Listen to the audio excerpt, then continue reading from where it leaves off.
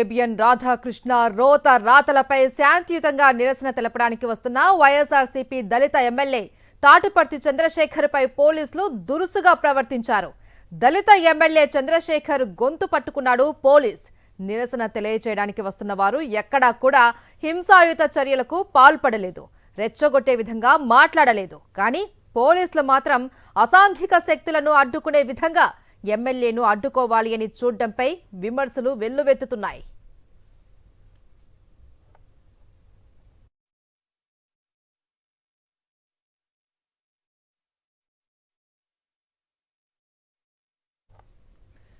ABN Radhakrishna రోత రాతలపై శాంతియుతంగా నిరసన తెలపడానికి వస్తున్న వైఎస్ఆర్సీపీ దళిత ఎమ్మెల్యే తాటిపర్తి చంద్రశేఖర్పై పోలీసులు దురుసుగా ప్రవర్తిస్తున్న దృశ్యాలు చూస్తున్నాం. సాక్షి స్క్రీన్ మీద దళిత ఎమ్మెల్యే చంద్రశేఖర్ గొంతు పట్టుకున్నాడు పోలీస్.